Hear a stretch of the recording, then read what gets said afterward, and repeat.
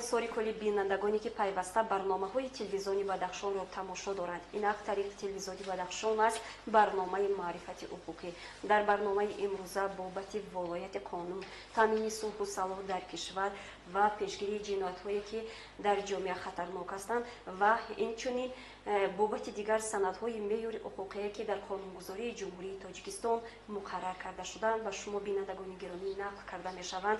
ва меҳмони барномаи имрӯзаи мо ҳастанд сардори шӯъбаи прокуратураи вилояти мухтори Кӯҳистони Бадахшон, мушовири адлияи дараҷаи 2 Назарзода Ҷонибек Назар ва Рауфзода Ҳилолӣ Ҳайдар, прокурори шӯъбаи назорати умумии прокуратураи вилояти мухтори Кӯҳистони Бадахшон. қадами шуморо ҷиҳати ширкат дар барномаи имрӯза хушомадед мегӯем ва вобаста ба санадҳои муайянкунандаи кирдорҳои барои ҷамъият хавфнок мехостем ҳамчун ҳуқуқшинос нуқтаи назаратонро бифаҳмем. сараввал бо шукргузорӣ аз фазои ягонаи ҳуқуқӣ дар қаламрави ҷумҳурии Тоҷикистон тамоми бинандагони шабакаи телевизионии Бадахшонро ба муносибати 30-солагии истиқлолияти давлатии ҷумҳурии Тоҷикистон табрик гуфта ба хонадони якояки ҳамаи онҳо хушиҳои зиндагиро таманно дорам. ҳадафҳои муҳимтарини истиқлолияти давлатии ҷумҳурии Тоҷикистон ин барпо намудани давлати воқеан ҳам демократӣ, ҳуқуқбунёд, дунявӣ ва ягонае мебошад ки ҷавҳари асосии онро риояи ҳуқуқу озодиҳои инсон ва шаҳрванд ташкил медиҳад. дар ин замина тибқи талаботи моддаи 5 Конститутсияи ҷумҳурии Тоҷикистон ҳуқуқу озодиҳои инсон ва шаҳрванд арзиши олӣ эътироф гардида, ҳаёт, қадр, номус ва дигар ҳуқуқи фитрии инсон дахлнопазир эътироф карда шудааст. инчунин ҳуқуқу озодиҳои инсон ва шаҳрвандро тибқи талаботи Конститутсия давлат эътироф, риоя ва ҳифз менамояд. чӣ хеле ки мо шумо медонем дар созиши тарафҳо, дар муносибатҳои ҷамъиятӣ, дар созиши тарафҳо агар мисол гӯем ҳар як тараф кӯшиш ба харҷ медиҳад ки ӯҳдадории тарафи дигарро дар шартнома бигем, дар ҳамин маслиҳат бигем муайян кунад ва барои иҷроиши ӯҳдадории базимаи тарафи дигар мондан кӯшиши муайянеро ба харҷ медиҳад ки бо имзои тарафи дигарро гирад.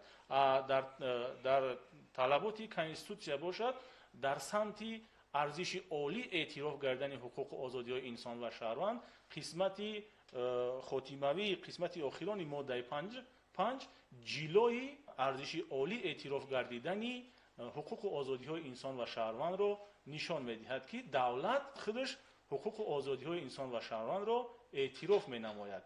дар баробари ин давлат ҳуқуқу озодиҳои инсон ва шаҳрвандро риоя менамояд, яъне ки ӯҳдадорӣ ба зимма гирифтааст ки риоя менамояд ва ҳуқуқу озодиҳои инсон ва шаҳрвандро ҳифз менамояд. дар ҷомеаи шаҳрвандӣ ба ҳамагон маълум аст ки дар давлати демократӣ ҳамаи муносибатҳо тавассути қонун ба танзим дароварда мешавад ва баҳри ҳимояи ҳуқуқу озодиҳои инсон ва шаҳрванд қонунгузории ҷиноятии ҷумҳурии Тоҷикистон кирдорҳои муайяни барои ҷамъият хавфнокро таҳти татбиқи ҷазо манъ намудааст. ногуфта намонад ки ҳамаи қонунҳо аз Конститутсия сарчашма мегирад. аз ҷумла дар моддаи 10 Конститутсияи ҷумҳурии Тоҷикистон қайд мегардад ки Конститутсияи ҷумҳурии Тоҷикистон эътибори олии ҳуқуқӣ дошта меъёрҳои он мустақиман амал менамоянд. қонуну дигар санадҳои меъёри ҳуқуқие ки хилофи Конститутсия мебошанд эътибори ҳуқуқӣ надоранд ва маҳз дар ҳамин замина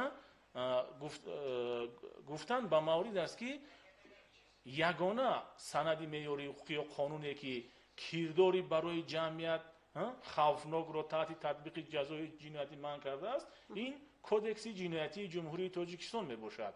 ҳамаи қонунҳое ки ҷавобгарии ҷиноятиро муайян мекунанд тибқи талаботи Конститутсия бояд ба кодекси ҷиноятии ҷумҳурии Тоҷикистон ворид карда шавад ва дар моддаи 1 кодекси ҷиноятии ҷумҳурии Тоҷикистон низ қайд мегардад ки ҷиноят будани кирдорро маҳз кодекси ҷиноятӣ муайян намуда кодекси ҷиноятии ҷумҳурии Тоҷикистон ба Конститутсияи ҷумҳурии Тоҷикистон ва ӯҳдадориҳои умумӣ муайян гардидаи ҳуқуқи байналмилалӣ асос меёбанд.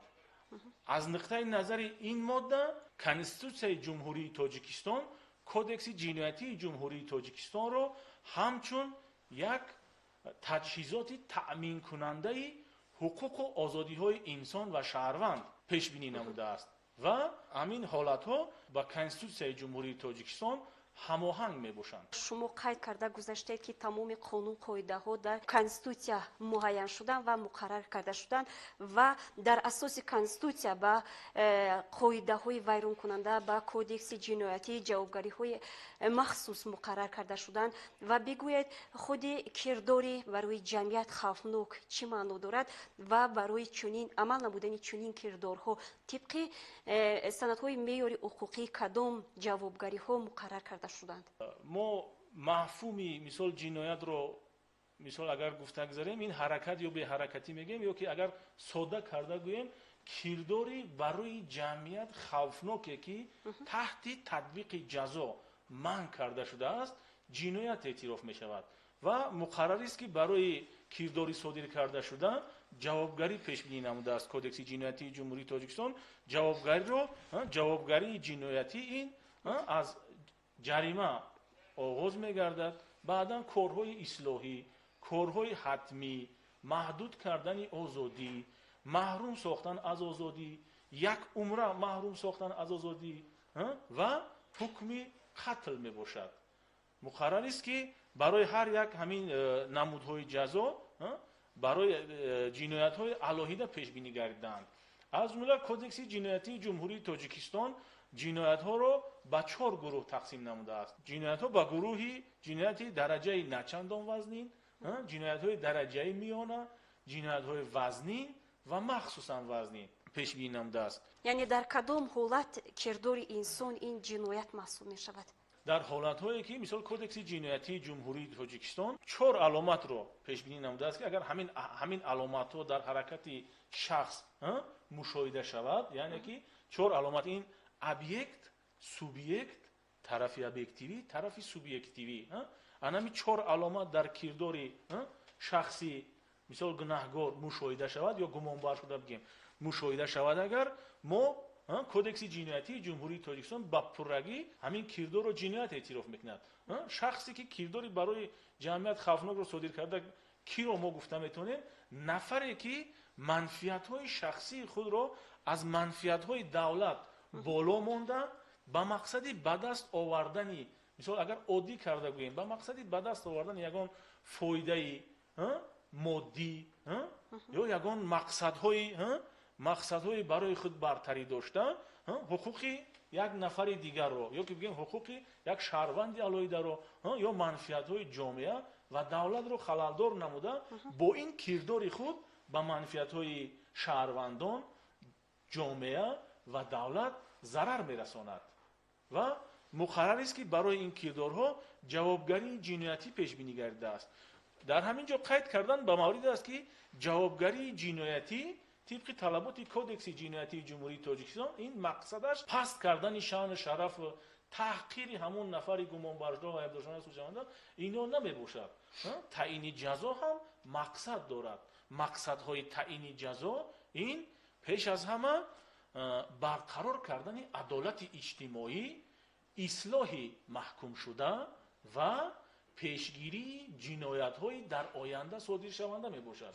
барқарор кардани адолати иҷтимоӣ ин чӣ маъно дорад? барқарор кардан яъне ки нафаре ки ҳуқуқи як нафари дигарро, ҳуқуқи ҷамъият ва давлатро поймол мекунад, бояд ҷазо бинад ба хотире ки адолати иҷтимоӣ барқарор шавад. ҳадафи дигари таъини ҷазо ин ислоҳи маҳкумшуда мебошад. дар сурати таъини ҷазо шахси кирдори барои ҷамъият хавфнокро содир намуда дар сурати ҷазо дидан ӯ ислоҳ мегардад ва қонунгузории ҷиноятии Ҷумҳурии Тоҷикистон низ ҳолатҳоеро пешбинӣ намудааст ки мисол нисбати ҳар як нафаре ки ба кирдори зидди ҳуқуқиву ба кирдори барои ҷамъият хавфнок даст мезанад, нисбати ӯ бояд ҷазое таъин карда шавад ки барои ислоҳи ӯ басанда ва кофӣ бошад, ҳам аз нуқтаи назари вазнинии ҷазо ва ҳам аз нуқтаи назари сабукии ҷазо.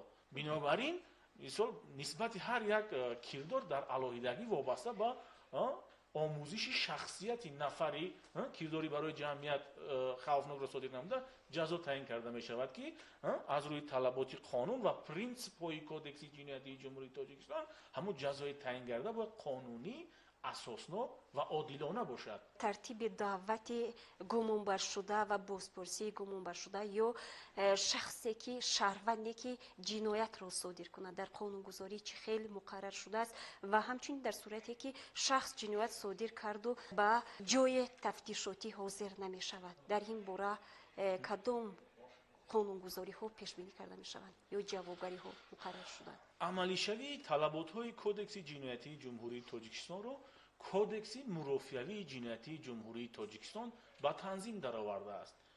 яъне ки тартиби оғоз, тафтиш, пешбурд, пурсиш, ҷамъоварии далелҳо ва ғайраро кодекси мурофиявии ҷиноятии ҷумҳурии тоҷикистон ба танзим медаровад ва муқаррарист ки нафаре барои содир кардани ҷиноят ё кирдори барои ҷамъият хавфнок гумонбар дониста мешавад, мавриди аз ҷониби мақомотҳои ҳифзи ҳуқуқ мавриди даъват ва бозпурсӣ қарор гирифта мешавад. ҳамаи шаҳрвандоне ки дар содир намудани кирдори барои ҷамъият хавфнок гумонбар дониста мешаванд тибқи талаботи кодекси ҷиноятии ҷумҳурии тоҷикистон ва кодекси мурофиявии ҷиноятии ҷумҳурии тоҷикистон уҳдадор ҳастанд ки ба мақомоти таҳқиқ, тафтиши пешакӣ ва судӣ дар асоси даъват ҳозир шаванд ва вобаста ба гунаҳгор будан ё набудан нишондод диҳанд ва агар дар сурати худро дар содир кардани ҳамин кирдор даст надошта эътироф намоянд ҳуқуқ доранд ки ваҷҳҳои бегуноҳии худро пешниҳод намоянд. ҷолиби қайд аст ки тартиби даъват аз ҷониби мақомотҳои ҳифзи ҳуқуқ ҳам гумонбаршуда, ҳам айбдоршаванда, ҳам судшаванда, ҳам шоҳид ва ҳам ҷабрдидаву дигар шахсони мансабдори алоҳида ки барои